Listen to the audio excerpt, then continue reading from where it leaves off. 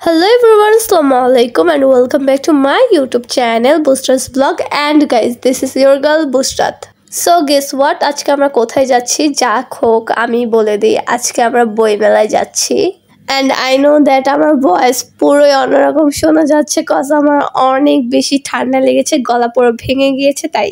So তোমরা সবাই আমার এই বাজে গলাটাকে ইগনোর করে ফুল ব্লগটি দেখতে থাকো। সো কথা বলতে বলতে আমরা দোল চত্বরের এখানে পৌঁছে গিয়েছি, একটু পর রিক্সা থেকে নেমে যাব। এখন আমরা বুক ফেয়ারে ইন করছি।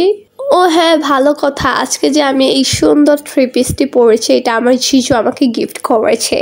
সো এই যে আমি বুক ফেয়ারে ইন করে ফেলেছি, এখন আমি বিভিন্ন স্টলে যে বুক দেখবো, যেটা ভালো লাগে পারচেস করব। অবশ্য আমি আগেই ঠিক করে এসেছি যে আমি কোন বুকটি পারচেস করব।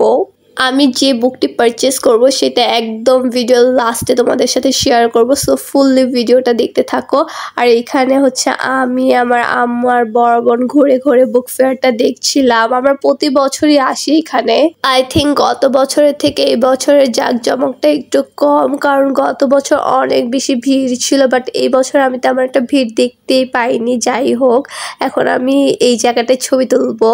কেন জানি না আমি বুক ফেয়ারে আসলে এরকম কার্টুন টাইপের সাইড দেখলেই ছবি তুলি। অনেকে বলে যে তুমি কি ছোট বাচ্চা নাকি, বাট আমার ভালো লাগে ভাই।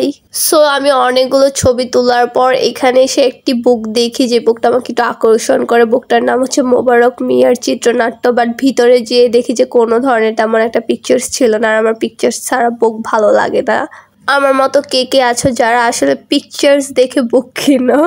আমি আসলে বুকের স্টোরি লাইন পড়া থেকে বেশিরভাগ পিকচার্স দেখি, যে বুকের পিকচার্স বেশি ভালো লাগে সেই বুকটি পারচেস করে ফেলি। সো এই বুকটার উপরে আসলে একটা হরার টাইপের হচ্ছে টাইটেল ছিল, যেটা দেখে আমি বুকটা খুলে আর টুকি করে এই ভূতটা বের হয়ে আসে। দেন আমি এই সুন্দর স্টলটার ভিতরে ইন করি, বাট স্টলে এত বেশি ভিড় থাকার কারণে আমি ঠিকমতো ছবি তুলতেই পারছিলাম না, তাও তুলেছি অনেকগুলো।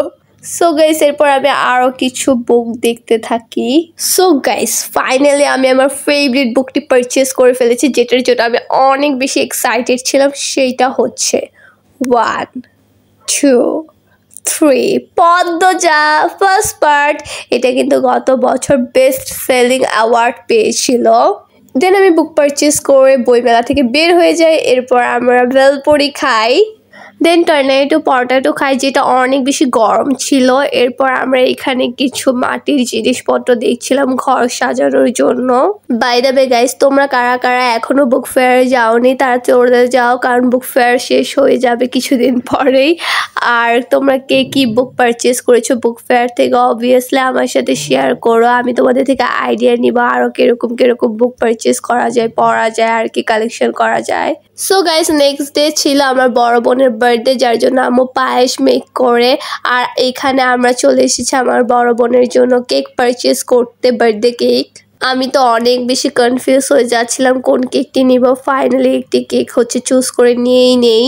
আর এখানে আমার বার্থডে গার্ল রেডি হয়ে কিছু ভিডিও আর ফটো ক্লিক করে নিচ্ছে রিং লাইট দিয়ে আর কি। এখন আমার বড় বোন তার বার্থডে কেক নিয়ে ফটোশুট করবে। আর এটা কিন্তু বড় বোনের বার্থডে কেক, কেমন হয়েছে সবাই কমেন্টস করে জানাও। এখন আমার বড় বোন বার্থডে কেক কাট করবে।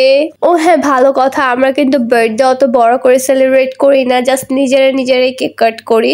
বাট এইবার হচ্ছে আমার বড় বোনের স্টুডেন্ট এসেছিল, সো এখানে আমার বড় বোন কেক কাট করছে। Happy birthday to you. Cake cut করার পর আমার বড় বোন সবাইকে কেক খাইয়ে দিচ্ছিল। আর হ্যাঁ, তোমাদের সবার মাথায় কোশ্চেন আসতে পারে যে আমি কোথায়। অ্যাকচুয়ালি আমি একটু সিক ছিলাম, তার কারণে আমি ক্যামেরার সামনে আসিনি। আর এটা হচ্ছে আমাদের ডিনার, পোলাও, গরুর মাংস, then salad. So thank you, tata.